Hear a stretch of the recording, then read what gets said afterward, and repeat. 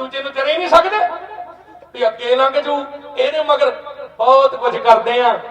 ये हुंदा सारियां नाल ही आ, ये नहीं भी लत्तां हर एक दी खिचत बख्शिश दे नाल उन्हां दे मगर कोई पावर हुंदी है।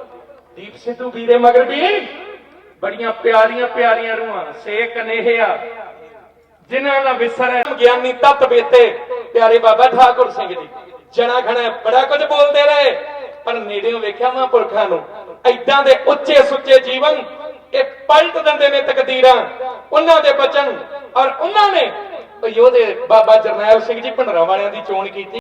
इदां दा कोई खलारा ना पा लईए कि वो जो साडे दोस्त चाहुंदे ने दुश्मन चाहुंदे ने भी इन्हां नूं पाड़ो ते राज करो डिवाइड कर दिओ, ये कुछ नहीं होना चाहिए।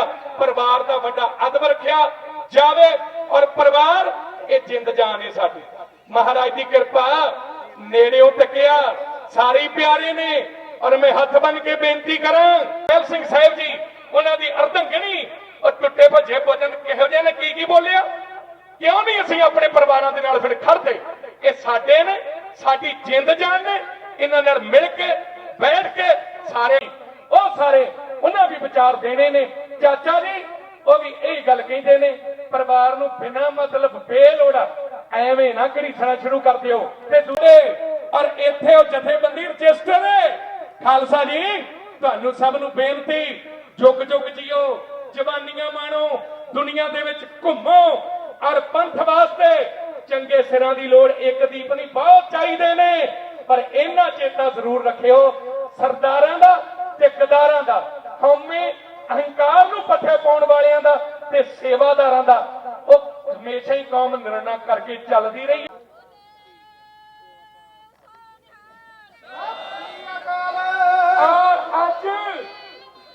करन दी धरती ये भी अपने आप को बड़भागड़ी धन समझी होगी।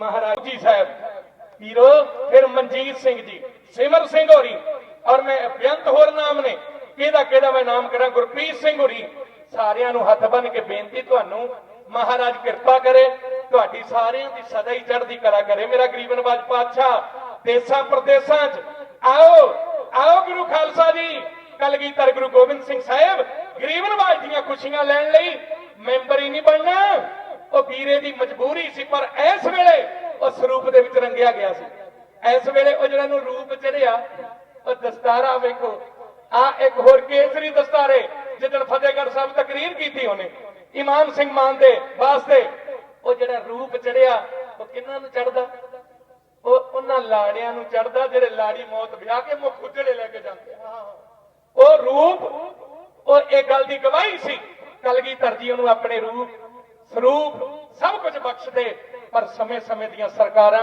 वादियां करदियां रहियां पर यह भी चेते रखन ये मारिया मुकदे नहीं असीं ओ अनियाले तीर ओ जेड़े कदे ना मुक्के ज़ालिम दी हिक पाड़ के लग जाइए सुके सच्ची गल साडे ते टुके सानू मारन वाले मुक गए पर असीं नहीं मुक्के क्यों नहीं मुक्के एक कृपा धन सतगुरु सच्चे पातशाह जी दी शहीदां सिंघां दी मरीदां दी प्यारियां दी सचियारियां दी निहंगां सिंघां दी भुजंगां सिंघां दी बाणा वेखदा सी ना दीप सिद्धू ऐं ही हथ जोड़ दिंदा और सरवलो जी नाल इन्नी मुहब्बत शास्त्रां नाल ते है ही किते सरवलो दा बाटा ओ खुश हो जांदा भी अज मैं सरवलो दे बाटे विच छक रिहा वीरो तो वाकई बहुत अंदर दी जिहड़ी खेड़ सी ना देखो माफी चाहना देखो स्वरूप की भी बड़ी मैं तो कह नहीं सकता भी स्वरूप की लोड़ नहीं महाराज सच्चे पातशाह उन्होंने उल्ट थोड़ा जावांगे पर वीरो वो वीरा जो चाहता सी तुसीं करके विखाओ जे वाकई दीप नूं प्यार करते हो ना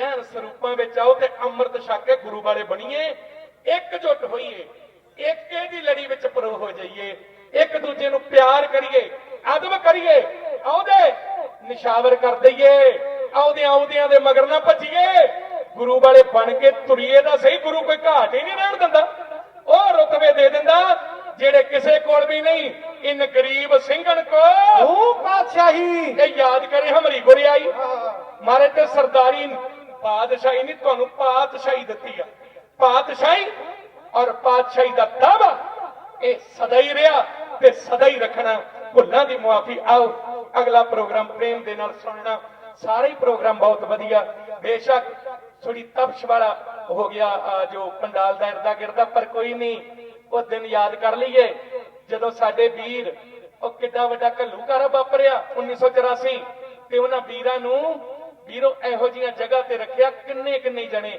ਤੇ ਉਹਨਾਂ ਨੂੰ ਜਲ ਵੀ ਨਹੀਂ ਸੀ ਪੀਣ ਨੂੰ ਦਿੱਤਾ ਜਾਂਦਾ। ਆਪਾਂ ਨੂੰ ਤਾਂ ਛਕਣੋਂ ਇਧਰ ਉਧਰ ਛਕਾ ਕੇ ਪਿਆ ਜਾਂਦੇ ਨਾ, ਭੁੱਖੇ ਪਿਆਸੇ ਉਹਨਾਂ ਸਿਦਕ ਨਿਭਾਏ ਔਰ ਉਹਨਾਂ ਨਾ ਸੀ ਕੀਤੀ ਨਾ ਹਾਏ, ਉਹ ਫਿਰ ਅਮਰ ਹੋ ਗਏ। ਸਿਦਕ ਨਿਭਾਉਣਾ ਇਹ ਸਾਡੇ ਗੁਰੂਆਂ ਪੀਰਾਂ ਨੇ ਸਾਨੂੰ ਦੱਸਿਆ। बड़े बहुत चढ़ती कला वाले बुलारे ने, उन्हें बोलना ते आप जी ने जरूर सुनना। वीर संदीप सिंह दीप सिद्धू, वो प्यारा वीरा, वो कौमी हीरा, वो कौमी योधा, गुरमुख प्यारिओ, वो अपना लहू डोल के वो पंथ दे विच ही वो उस महाराज दे पंथ वास्ते और पंथ दे विच अभेद हो गया। जेड़ा पंथ मारिया मुक्कण वाला नहीं, सदा वास्ते अमर, सदा वास्ते अमर, अमर शहीदां दी अमर पाक मुकद्दस मुहब्बत भरी उन्हां दी ओ जग दी ज्योति नूं प्रणाम करदियां गज के आखो सतनाम श्री वाहिगुरु, सतनाम श्री वाहिगुरु, श्री वाहिगुरु, वाहिगुरु, श्री वाहिगुरु, श्री वाहिगुरु। मेरा करे मेरा सतगुरु सदा ही चढ़दियां कला रहन। योधे इस नगर दे जिन्हां सच्चा और सोहना प्रबंध किया, सारियां दा ही धन्नवाद। ते सब नूं बेनती वीरो, ਆਪਾਂ ਸਿਰਫ ਦੀਵਾਨਾਂ ਤੱਕ ਨਹੀਂ ਕੁਝ ਕਰਕੇ ਵਿਖਾਉਣਾ, ਤੁਰਨਾ ਤੇ ਉਹ ਵੀਰਾ ਜਿਹੜੇ ਬਚਨ ਕਹਿ ਗਿਆ ਉਹ ਹਿਰਦੇ 'ਚ ਵਸਾ ਲਓ। ਮਹਾਰਾਜ ਮਿਹਰ ਕਰੇ। ਧੰਨ ਗੁਰੂ ਨਾਨਕ ਨਾਮ, ਚੜ੍ਹਦੀ ਕਲਾ ਤੇਰੇ ਭਾਣੇ ਸਰਬੱਤ ਦਾ ਭਲਾ। ਸਭ ਦਾ ਧੰਨਵਾਦ ਜੀ। ਵਾਹਿਗੁਰੂ ਜੀ ਕਾ ਖਾਲਸਾ, ਵਾਹਿਗੁਰੂ ਜੀ ਕੀ ਫਤਿਹ। ਸਾਥ ਮਾਣਿਆ ਹੋਏਗਾ ਕਿਉਂਕਿ ਵੀਰ ਜਦੋਂ ਪੰਜਾਬ ਆਇਆ ਸੀ ਬਾਈ ਤੇ ਉਹ ਮੇਰੇ ਕੋਲ ਹੀ ਆਇਆ ਸੀ। ਮੈਂ ਹੀ ਬਾਈ ਦੀ ਫਿਲਮ ਪ੍ਰੋਡਿਊਸ ਕੀਤੀ ਸੀ। ਬਹੁਤ ਬਾਈ ਦਾ ਸੰਗ ਮੰਨਣ ਦਾ ਵਕਤ ਮਿਲਿਆ। ਲਾਲ ਕਿਲੇ ਤੱਕ ਅਸੀਂ ਇਕੱਠੇ ਗਏ। 26 ਨਵੰਬਰ ਨੂੰ ਜਦੋਂ ਇੱਥੋਂ ਗਏ ਉਦੋਂ ਵੀ ਅਸੀਂ ਇਕੱਠੇ ਤੁਰੇ, ਇਕੱਠੇ ਹੀ ਅਸੀਂ ਲਾਲ ਕਿਲੇ ਤੱਕ ਪਹੁੰਚੇ। ਇਕੱਠਿਆਂ ਦੀ ਦੁੱਖ ਸੁੱਖ, ਬਾਈ ਨੇ ਜੇਲ੍ਹ ਕੱਟੀ, ਮੈਂ ਏਜੰਸੀਆਂ ਭੁਗਤੀਆਂ, ਸਾਰਾ ਕੁਝ ਚੱਲਦਾ ਰਿਹਾ। ਬਾਈ ਇੱਕ ਗੱਲ ਕਹਿੰਦਾ ਹੁੰਦਾ ਸੀ ਕਿ ਨੰਗੇ ਧੜ ਲੀਕ ਖਿੱਚ ਕੇ ਲੜਨਾ ਪਊਗਾ, ਉਸ ਤੋਂ ਬਿਨਾਂ ਗੱਲ ਨਹੀਂ ਬਣ ਸਕਦੀ। ਮੈਂ ਥੋੜਾ ਜਿਹਾ ਕਾਰਪੋਰੇਟ ਦੇ ਸਿਸਟਮ ਨਾਲ ਸੋਚਦਾ ਤੇ ਮੈਂ ਅਕਸਰ ਉਹਨੂੰ ਕਹਿੰਦਾ ਹੁੰਦਾ ਸੀ ਬਾਈ ਵੀ ਯਾਰ ਤੂੰ ਐਮਐਲਏ ਜਾਂ ਐਮਪੀ ਬਣ ਜਾ, ਠੀਕ ਹੈ, ਤੇ ਉਹ ਵੀ ਇੱਕ ਸਿਆਸਤੀ ਹੈ ਤੇ ਤੂੰ ਸੰਸਦ ਜਾਂ ਵਿਧਾਨ ਸਭਾ ਜਾਂ ਲੋਕ ਸਭਾ ਜਾ ਕੇ ਬੋਲਿਆ ਕਰੀ, ਲੋਕਾਂ ਦੀ ਆਵਾਜ਼ ਬਣੀ। ਉਹ ਕਹਿੰਦਾ ਸੀ ਯਾਰ ਸਾਡਾ ਘਰ ਉਜੜਿਆ ਪਿਆ ਹੋਵੇ ਤੇ ਮੈਂ ਗਲੀਆਂ ਨਾਲੀਆਂ ਦੀ ਸਿਆਸਤ ਕਰਾਂ, ਉਹ ਮੇਰੇ ਤੋਂ ਹੋਣੀ ਨਹੀਂ। ਨਾ ਮੈਂ ਫਾਈਲਾਂ ਲੈ ਕੇ ਕਿਸੇ ਮੰਤਰੀ ਸੰਤਰੀ ਦੇ ਮੂਹਰੇ ਬਹਿ ਸਕਦਾ ਕਿ ਵੀ ਲੈ ਵੀ ਆ ਗਲੀ ਪਾਸ ਕਰਦੇ, ਆਹ ਪਾਸ ਕਰਦੇ। ਉਹ ਇਹਨਾਂ ਚੀਜ਼ਾਂ ਤੋਂ ਕਿਤੇ ਉੱਤੇ ਸੀ। ਉਹ ਗੱਲਾਂ ਜਿਹੜੀਆਂ ਉਹ ਬਾਈ ਉਦੋਂ ਕਰਦਾ ਸੀ, ਮੈਨੂੰ ਲੱਗਦਾ ਕਿ ਮੈਨੂੰ ਹੁਣ ਸਮਝ ਆ ਰਹੀਆਂ ਨੇ। ਜਦੋਂ ਕਾਮਰੇਡਾਂ ਨੇ ਇੱਕ ਨੈਰੇਟਿਵ ਸਿਰਜਿਆ ਸੀ ਕਿ ਗੱਦਾਰ ਹੈ ਤੇ ਜਿਹਦਾ ਸਮਾਜਿਕ ਬਾਈਕਾਟ ਕੀਤਾ ਜਾਂਦਾ, ਉਦੋਂ ਬਹੁਤ ਲੋਕ ਸਾਡੇ ਨਾਲ ਨੰਗੇ ਧੜ ਖੜ ਕੇ ਲੜੇ, ਸਾਡੇ ਨਾਲ ਲੜੇ। ਉਹਦੇ ਚੋਂ ਬਘੇਲ ਬਾਈ ਹੁਣੀ ਅਮਰੀਕਾ ਵਾਲੇ, ਉਹਨਾਂ ਨੇ ਬਹੁਤ ਸਾਥ ਦਿੱਤਾ। ਉਹਨਾਂ ਨੇ ਇੱਕ ਵੱਡਾ ਨੈਰੇਟਿਵ ਤੋੜਿਆ। ਉਹਦੇ ਵਿੱਚ ਅਮਰਤਪਾਲ ਸਿੰਘ ਸੀਗੇ ਦੁਬਈ ਵਾਲੇ, ਉਹਨਾਂ ਚੋਂ ਹੀ ਮੁੰਡਾ ਵੀਰ ਜੀ ਸੁੱਖਾ ਸੀ, ਹੋਰ ਬਹੁਤ ਸਾਰੇ ਨਾਮ ਨੇ ਸਾਡੇ ਇੱਥੇ ਨਾਲ ਜਿਹੜੇ ਸਾਡੇ ਨਾਲ ਤੁਰਦੇ ਸੀ ਸ਼ੰਭੂ ਮੋਰਚੇ ਤੋਂ। ਬਹੁਤ ਲੋਕਾਂ ਨੇ ਸਾਥ ਦਿੱਤਾ, ਅਸੀਂ ਧੰਨਵਾਦੀ ਸਾਰਿਆਂ ਦੇ। ਪਰ ਬਾਈ ਦੀ ਜਿਹੜੀ ਇੰਟਰਨਲ ਸੋਚ ਸੀ ਉਹਦੇ ਨੂੰ ਕੋਈ ਟੱਚ ਨਹੀਂ ਕਰ ਸਕਿਆ। ਮੈਂ ਅੱਜ ਤੱਕ ਇਹ ਸੋਚਦਾ ਹਰ ਬੰਦਾ ਕੋਈ ਨਾ ਕੋਈ ਏਜੰਡਾ ਲੈ ਕੇ ਜੁੜਿਆ ਉਹਦੇ ਨਾਲ। ਜਿਹੜਾ ਵੀ ਬੰਦਾ ਉਹਦੇ ਨਾਲ ਆਇਆ, ਕੋਈ ਉਹਦੇ ਨਾਲ ਵੱਡਾ ਹੋਣ ਆਇਆ, ਕੋਈ ਉਹਦੇ ਨਾਲ ਰਾਜਨੀਤੀ ਕਰਨ ਆਇਆ, ਕੋਈ ਇਹ ਸੋਚ ਕੇ ਆਇਆ ਕਿ ਦੀਪ ਕਦੇ ਪਾਰਟੀ ਬਣਾਊਗਾ, ਸਾਨੂੰ ਸੀਟਾਂ ਮਿਲਣਗੀਆਂ। ਕਿਸੇ ਬੰਦੇ ਨੂੰ ਉਹਦੀ ਅਸਲੀ ਹਾਈਟ ਦਾ ਪਤਾ ਨਹੀਂ ਸੀ ਕਿ ਉਹ ਕੀ ਚਾਹੁੰਦਾ ਸੀ। ਮਾਫ ਕਰੋ, ਮੈਨੂੰ ਵੀ ਨਹੀਂ ਪਤਾ ਸੀ। ਮੈਂ ਵੀ ਅਕਸਰ ਉਹਦੇ ਨਾਲ ਉਲਝਦਾ ਰਹਿੰਦਾ ਹੁੰਦਾ ਸੀ ਕਿ ਬਾਈ ਯਾਰ ਤੂੰ ਕੀ ਕਰਦਾ ਫਿਰਦਾ, ਤੂੰ ਕੀ ਕਰ ਰਿਹਾ। ਅਕਸਰ ਉਹ ਕੋਈ ਨਾ ਕੋਈ ਐਸੀ ਗੱਲ ਹੋ ਜਾਂਦੀ ਸੀ, ਅਸੀਂ ਬਾਅਦ ਚ ਡਿਸਕਸ਼ਨ ਕਰਦੇ ਸੀ ਕਿ ਨਹੀਂ ਯਾਰ ਬਾਈ ਇਦਾਂ ਨਹੀਂ ਕਰਨਾ, ਬਾਈ ਉਦਾਂ ਨਹੀਂ ਕਰਨਾ। ਕਿਉਂਕਿ ਮੈਂ ਇਹ ਵਾਲੀ ਪੰਥਕ ਸਿਆਸਤ ਦੇ ਨੇੜੇ ਵੀ ਨਹੀਂ ਲੱਗਿਆ ਕਦੀ ਤੇ ਮੈਨੂੰ ਨਹੀਂ ਸਮਝ ਸੀ।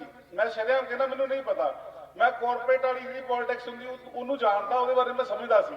ਪਰ ਦੀਪ ਬਾਈ ਉਹਨਾਂ ਚੀਜ਼ਾਂ ਤੋਂ ਕਿਤੇ ਉੱਤੇ ਸੀ। ਅਗਰ ਅੱਜ ਦੀਪ ਬਾਈ ਨੂੰ ਪੂਰੇ ਸੰਸਾਰ ਵਿੱਚ ਲੋਕ ਪਿਆਰ ਕਰ ਰਿਹਾ ਤਾਂ ਉਹ ਇਸ ਕਰਕੇ ਕਰ ਰਿਹਾ ਕਿ ਉਹ ਬਹੁਤ ਸੱਚਾ ਸੀ, ਉਹਦੀ ਰੂਹ ਸੱਚੀ ਸੀ, ਉਹ ਸ਼ੀਸ਼ੇ ਵਾਂਗੂ ਸਾਫ਼ ਸੀ। ਉਹ ਡਿਫਰੈਂਸ ਆਫ ਓਪੀਨੀਅਨ ਨੂੰ ਵੀ ਰਿਸਪੈਕਟ ਦਿੰਦਾ ਸੀ। ਮੰਨ ਲਓ ਜੇ ਮੈਂ ਉਹਨੂੰ ਕਹਿੰਦਾ ਸੀ ਕਿ ਯਾਰ ਤੂੰ ਇੱਥੇ ਸਹੀ ਨਹੀਂ ਹੈਗਾ, ਤੇ ਉਹ ਮੈਨੂੰ ਵੀ ਜਾਂ ਸਮਝਾਉਂਦਾ ਸੀ ਤੇ ਜਾਂ ਫਿਰ ਮੇਰੇ ਉਸ ਗੱਲ ਦੀ ਰਿਸਪੈਕਟ ਕਰਕੇ ਛੱਡ ਦਿੰਦਾ ਸੀ। ਇਹ ਨਹੀਂ ਸੀਗਾ ਕਿ ਉਹ ਮੇਰੇ ਖਿਲਾਫ ਚੱਲ ਪੈਂਦਾ ਸੀ। ਜਿੱਦਾਂ ਅਸੀਂ ਅੱਜ ਕੱਲ੍ਹ ਦੇਖਦੇ ਹਾਂ ਕਿ ਜਿੱਦਾਂ ਹੀ ਤੁਸੀਂ ਕਿਸੇ ਨੂੰ ਕਹਿੰਦੇ ਹੋ ਕਿ ਯਾਰ ਮੈਂ ਤੇਰਾ ਇਧਰ ਐਗਰੀ ਨਹੀਂ, ਤੇ ਉਹ ਬੰਦਾ ਇੱਕ ਵਿਚਾਰਧਾਰਾ ਬਣਾ ਲੈਂਦਾ ਆਪਣੇ ਅੰਦਰ ਜਾਂ ਤੁਹਾਡੇ ਖਿਲਾਫ ਕੋਈ ਆਈਟੀ ਸੈੱਲ ਐਕਟੀਵੇਟ ਕਰ ਦਿੰਦਾ, ਤੁਹਾਨੂੰ ਬਦਨਾਮ ਕਰਨਾ ਸ਼ੁਰੂ ਕਰ ਦਿੰਦਾ। ਉਹ ਇਹਨਾਂ ਚੀਜ਼ਾਂ ਤੋਂ ਕੋਹਾਂ ਦੂਰ ਸੀ। ਮੈਂ 2 ਸਾਲ ਤੋਂ ਉਹਨੂੰ ਕਹਿ ਰਿਹਾ ਸੀ ਕਿ ਭਾਈ ਆਪਾਂ ਨੂੰ ਇੱਕ ਟੀਮ ਬਣਾਉਣੀ ਪੈਣੀ ਆ, ਆਪਾਂ ਨੇ ਇੱਕ ਦਫ਼ਤਰ ਬਣਾਉਂਦੇ ਆ, ਚੰਡੀਗੜ੍ਹ ਦਫ਼ਤਰ ਬਣਾਉਂਦੇ ਆ, ਇੱਕ ਆਈਟੀ ਦੀ ਟੀਮ ਬਣਾਉਂਦੇ ਆ, ਇੱਕ ਤੇਰਾ ਪੀਏ ਰੱਖਦੇ ਆ, ਇੱਕ ਡਰਾਈਵਰ ਰੱਖਦੇ ਆ। ਪਰ ਉਹ ਕਹਿੰਦਾ ਸੀ ਨਹੀਂ ਯਾਰ, ਆਪਣੀ ਜਿਹੜੀ ਆਈਟੀ ਆ ਨਾ, ਜਿਹੜਾ ਆਪਣਾ ਆਈਟੀ ਸੈੱਲ ਆ, ਉਹ ਪੰਥ ਆ। ਜੇ ਮੈਂ ਸੱਚ ਤੇ ਤੁਰੂੰਗਾ, ਪੰਥ ਮੇਰੇ ਮਗਰ ਖੜੂਗਾ।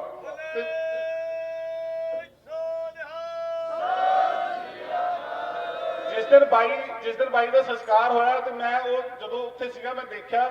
ਉਸ ਤੋਂ ਬਾਅਦ ਜਦੋਂ ਪਰਿਵਾਰ ਨੇ ਇਜਾਜ਼ਤ ਦਿੱਤੀ, ਅਸੀਂ ਭੋਗ ਦੇ ਸਾਰੇ ਕਾਰਜਕ੍ਰਮ ਕੀਤੇ, ਜੋ ਵੀ ਸੀਗਾ। ਤੇ ਮੈਂ ਲੱਖਾਂ ਲੋਕਾਂ ਦਾ ਉੱਥੇ ਦੇਖ ਕੇ ਮੈਂ ਇਹ ਸੋਚ ਰਿਹਾ ਸੀ, ਇਹਨਾਂ ਨੂੰ ਕੌਣ ਠਾ ਕੇ ਲਿਆਇਆ ਘਰਾਂ ਤੋਂ? ਕੀ ਸੱਚੀ ਇਹ ਉਹ ਬੰਦੇ ਨੇ ਜਿਹੜੇ ਦੀਪ ਬਾਈ ਨੂੰ ਆਪਣੇ ਘਰਾਂ ਤੋਂ ਸੁਣਦੇ ਸੀਗੇ ਤੇ ਉਹਦੇ ਨਾਲ ਅੰਡਰਗਰਾਉਂਡ ਸਾਰੇ ਇਕੱਠੇ ਹੋ ਚੁੱਕੇ ਸੀਗੇ? ਉਹ ਸਾਰੀਆਂ ਗੱਲਾਂ ਦੇ ਪਿੱਛੇ ਜਦੋਂ ਮੈਂ ਇਹ ਗੱਲ ਕਹਿੰਦਾ ਨਾ ਕਿ ਦੀਪ ਬਾਈ ਵੈਲ ਰੈਡ ਸੀ, ਬਹੁਤ ਪੜ੍ਹਿਆ ਹੋਇਆ ਸੀ, ਉਹ ਪੜ੍ਹਦਾ ਸੀ। ਉਹ ਮੈਂ ਕਹਿੰਦਾ ਮੇਰੇ ਕੋਲ ਪਿਆ ਇੱਕ ਬੈਗ, ਪੂਰਾ ਕਿਤਾਬਾਂ ਦਾ ਬੈਗ ਉਹਦੇ ਕੋਲ ਸੀ। ਉਹ ਚੰਗੇ ਬੰਦੇ ਨਾਲ ਵਿਚਾਰਾ ਕਰਦਾ ਸੀ, ਆਪਦੇ ਤੋਂ ਸਿਆਣੇ ਬੰਦਿਆਂ ਨਾਲ ਡਿਸਕਸ਼ਨ ਕਰਦਾ ਸੀ, ਗੱਲ ਕਰਦਾ ਸੀ, ਹਰ ਮੁੱਦੇ ਦੇ ਹੱਲ ਤੇ ਪਹੁੰਚਦਾ ਸੀ। ਉਹ ਏਦਾਂ ਸੁਣੀ ਸੁਣਾਈ ਗੱਲ ਨੂੰ ਕਦੇ ਨਹੀਂ ਬੋਲ ਦਿੰਦਾ ਸੀ। ਔਰ ਜੇ ਕਦੇ ਉਹ ਬੋਲ ਵੀ ਦਿੰਦਾ ਸੀ ਤੇ ਉਹ ਦੂਜੇ ਦਿਨ ਆ ਕੇ ਮਾਫੀ ਮੰਗ ਲੈਂਦਾ ਸੀ, ਕਹਿੰਦਾ ਸੀ ਇਹ ਗੱਲ ਮੇਰੇ ਤੋਂ ਗਲਤ ਹੋ ਗਈ, ਸੰਗਤ ਜੀ ਮਾਫ ਕਰ ਦਿਓ। ਅਸੀਂ ਜਿੰਨਾ ਚਿਰ ਅਸੀਂ ਇਸ ਪਵਿੱਤਰਤਾ ਨੂੰ ਆਪਦੇ ਅੰਦਰ ਨਹੀਂ ਲੈ ਕੇ ਆ ਸਕਦੇ, ਜਿੰਨਾ ਚਿਰ ਅਸੀਂ ਆਪਦੀਆਂ ਕਮੀਆਂ ਨੂੰ ਨਹੀਂ ਸਾਹਮਣੇ ਲਿਆ ਸਕਦੇ, ਅਸੀਂ ਉਹਦੀ ਸੋਚ ਤੇ ਪੈਰਾ ਨਹੀਂ ਦੇ ਸਕਦੇ। ਜਿੰਨੇ ਮਰਜ਼ੀ ਬੰਦੇ, ਕੋਈ ਜਥੇਬੰਦੀ ਬਣਾਉਣਾ ਚਾਹੁੰਦਾ, ਕੋਈ NGO ਬਣਾਉਣਾ ਚਾਹੁੰਦਾ, ਕੋਈ ਕ੍ਰਿਕਟ ਅਕੈਡਮੀ ਬਣਾਉਣਾ ਚਾਹੁੰਦਾ, ਚੀਜ਼ ਛੱਡ ਕੇ ਬਣਾਓ, ਰੱਜ ਰੱਜ ਕੇ ਬਣਾਓ। ਇਹ ਹੋਣਾ ਚਾਹੀਦਾ। ਅਸੀਂ ਵੀ ਚਾਹੁੰਦੇ ਹਾਂ ਕਿ ਦੀਪ ਸਿੱਧੂ ਬਾਈ ਵਰਗੇ ਹੋਰ ਬਹੁਤ ਬੰਦੇ ਇਕੱਠੇ ਹੋਣ। ਪਰ ਕੀ ਤੁਸੀਂ ਉਹਦੇ ਵਿਚਾਰਾਂ ਤੇ ਚੱਲਣ ਜੋਗੇ ਹੈਗੇ ਹੋ, ਜਾਂ ਤੁਸੀਂ ਆਪਦਾ ਇੱਕ ਪ੍ਰੋਪੋਗੰਡੇ ਦੇ ਤਹਿਤ ਤੁਸੀਂ ਦੂਜਿਆਂ ਨੂੰ ਬਦਨਾਮ ਕਰਕੇ ਆਪਦੇ ਆਪ ਨੂੰ ਉੱਚਾ ਕਰਕੇ ਲੈ ਕੇ ਆ ਰਹੇ ਹੋ? ਅੱਜ ਕੱਲ ਮੈਂ ਇੱਕ ਨੈਰੇਟਿਵ ਦੇਖ ਰਿਹਾ ਕਿ ਜਿਹੜੇ ਉਹਦਾ ਮੁਹਾਫਿਜ਼ ਬਣਦੇ ਸੀ ਉਹੀ ਕਹਿ ਰਹੇ ਨੇ ਕਿ ਜੇ ਦੀਪ 21 ਸੀ ਤੇ ਦੂਜਾ 19 ਵੀ ਨਹੀਂ ਹੈਗਾ। ਮੈਂ ਕਹਿੰਦਾ 19 ਛੱਡੋ, ਤੁਸੀਂ ਬਹੁਤ ਥੱਲੇ ਹੋ ਅਜੇ ਉੱਥੋਂ ਤੱਕ ਪਹੁੰਚਣ ਲਈ ਆਪਣਾ ਆਪ ਮਾਰਨਾ ਪੈਂਦਾ। ਜਿਹੜੇ ਲੋਕ ਕਹਿੰਦੇ ਨੇ ਕਿ ਦੀਪ ਸ਼ਹੀਦ ਨਹੀਂ, ਉਹ ਸ਼ਹੀਦ ਉਸ ਦਿਨ ਹੋ ਗਿਆ ਸੀ ਜਿਸ ਦਿਨ ਉਹ ਪੰਜਾਬ ਆ ਗਿਆ ਸੀ ਪਹਿਲੀ ਵਾਰ।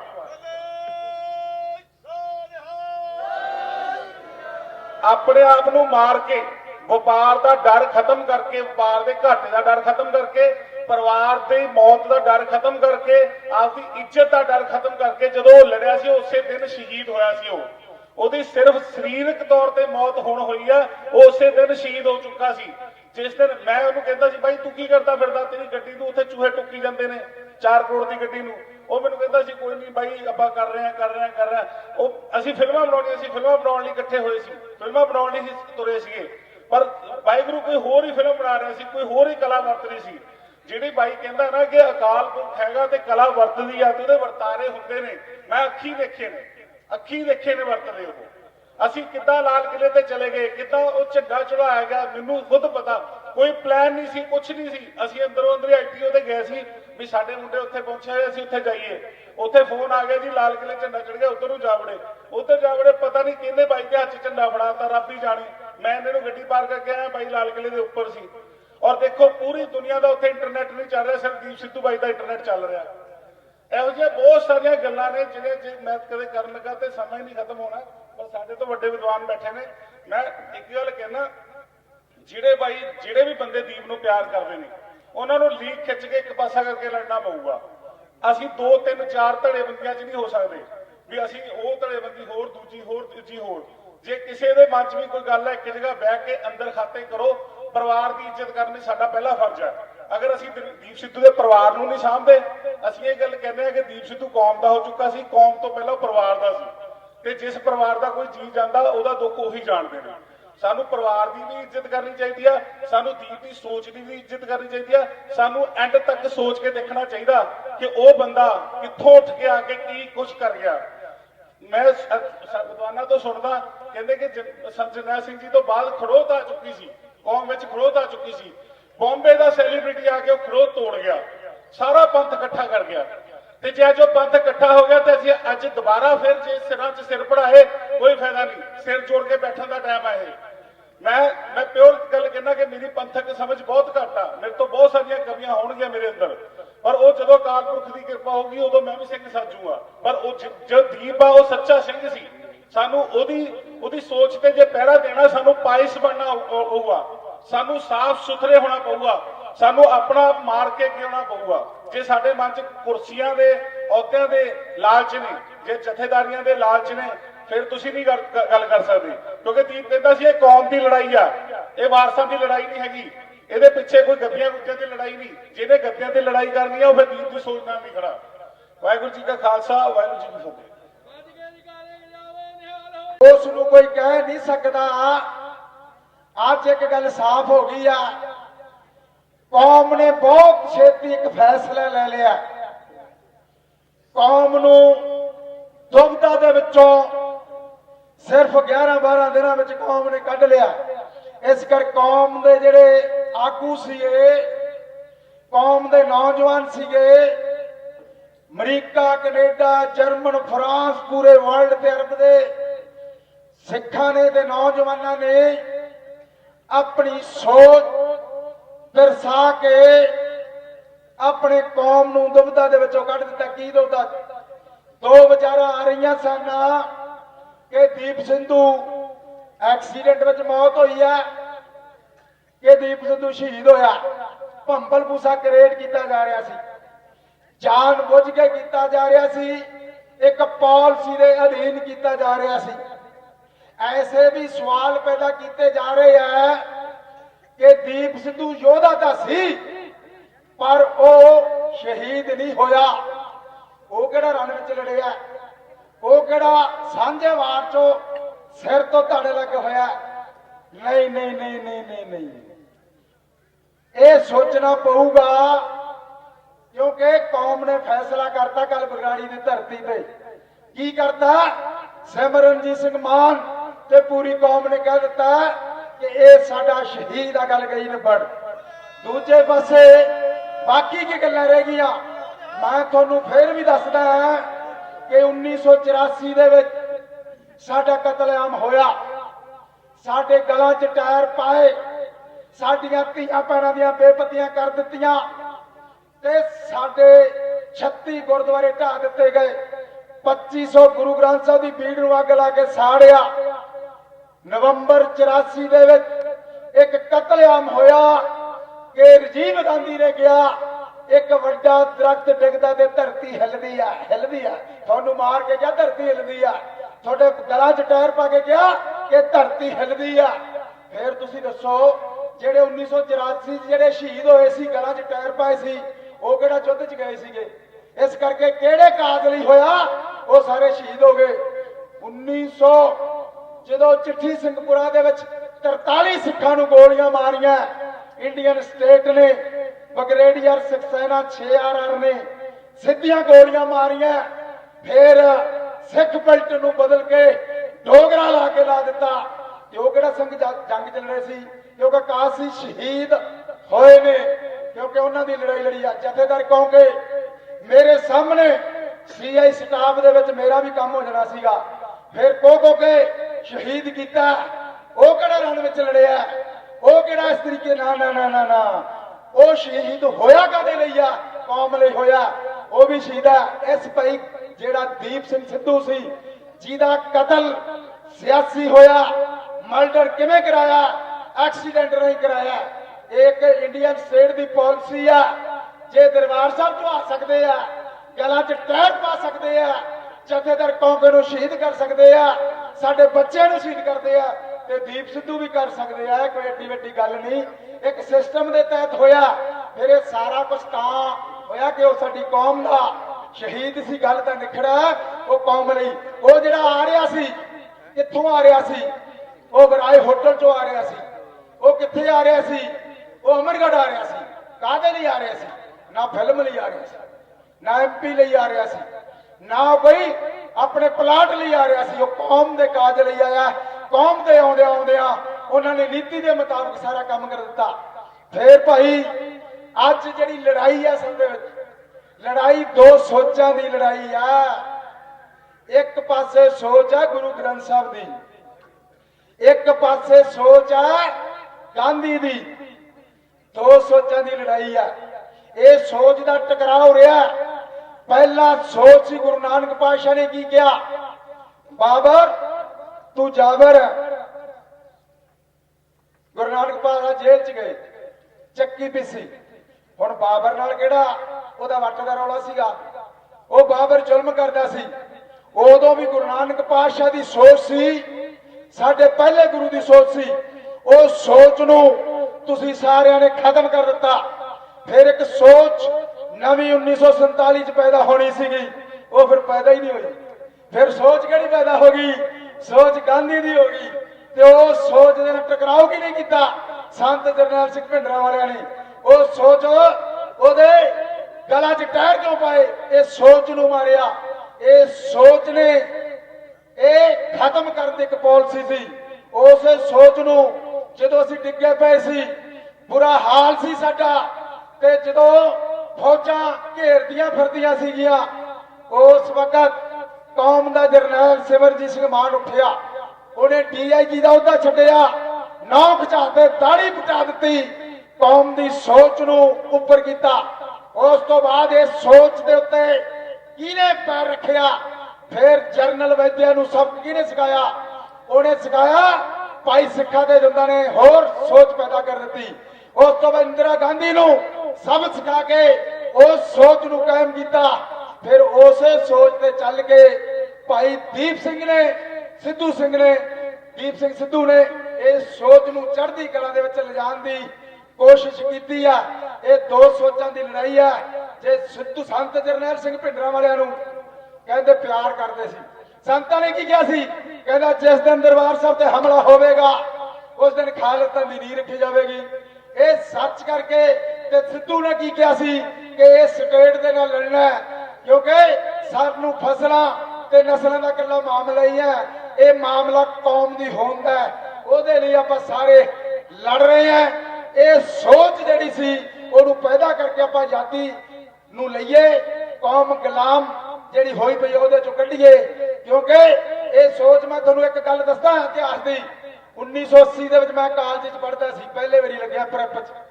ਫਿਰ ਸੰਤ ਜਰਨੈਲ ਸਿੰਘ ਭਿੰਡਰਾਂ ਵਾਲੇ ਆਏ ਸੀ ਕਿੱਥੇ? ਬਾਈ ਜੀ ਮੈਂ ਹਟ ਜਾਣਾ, ਮੈਨੂੰ ਸਾਰਾ ਧਿਆਨ ਆ। ਫਿਰ ਮੈਂ ਇੱਕੋ ਹੀ ਬੇਨਤੀ ਕਰਦਾ ਕਿ ਆਹ ਜਿਹੜੀ ਜਗ੍ਹਾ ਮੁਕਤਸਰ ਗਵਰਨਮੈਂਟ ਕਾਲਜ, ਆਹ ਸਾਰੇ ਸਿੰਘ ਉਹਦੇ ਕਰਨ ਦੇ ਬੜੇ ਇਕੱਠੇ ਪੜ੍ਹਦੇ ਸੀ।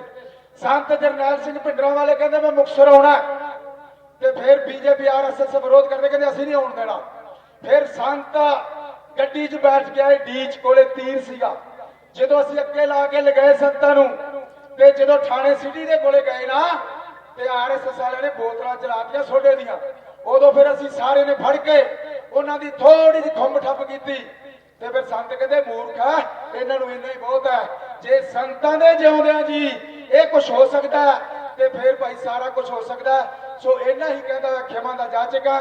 ਦੀਪ ਸਿੱਧੂ ਨੂੰ ਸੱਚੀ ਸੁੱਚੀ ਯਾਦ ਹੋਊਗੀ ਕਿ ਆਪਾਂ ਉਸ ਪਹਿਰਾ ਦੇ ਕੇ ਆਪਣੇ ਕੌਮ ਨੂੰ ਗੁਲਾਮੀ ਚੋਂ ਕੱਢੀਏ। ਵਾਹਿਗੁਰੂ ਜੀ ਕਾ ਖਾਲਸਾ, ਵਾਹਿਗੁਰੂ ਜੀ ਕੀ ਫਤਿਹ। ਕੋਈ ਨਾਮ ਨਾ ਜਾਣੇ ਮੇਰਾ ਵਾਹਿਗੁਰੂ, ਵਾਹਿਗੁਰੂ ਵਾਹਿਗੁਰੂ, ਵਾਹਿਗੁਰੂ ਵਾਹਿਗੁਰੂ, ਵਾਹਿਗੁਰੂ। ਬੋਲੋ ਜੀ ਵਾਹਿਗੁਰੂ, ਵਾਹਿਗੁਰੂ ਜੀ ਏਕ ਓੰਕਾਰ। श्री वाहिगुरु जी की फतेह। श्री भगवती जी सहाय। वार श्री भगवती जी की पातशाही 10वीं। प्रथम भगवती सिमर कै गुरु नानक लैंदे आए, फिर अंगद गुर ते अमरदास, रामदास होई सहाय। अर्जन ते चढ़े तन आर्या नाल चरवाए, भाना मिठा करके मन्निया पुरातन वर्तमान। बोलो जी वाहिगुरु, बोलो जी वाहिगुरु। जिन्हां गुरमुख प्यारियां नाम जपिया, वंड के छकिया, देग चलाई तेग वाही, देख सुन के अनडिठ कीता। चार तख्त पंजवां तख्त श्रोमणी पंथ अकाली बुढ़ा दल 96 करोड़ शहीदां सिंघां दी कमाई दा धनतर। बोलो जी वाहिगुरु, बोलो जी वाहिगुरु। प्रथमे सरबत खालसा जी की अरदास है जी। सरबत खालसा जी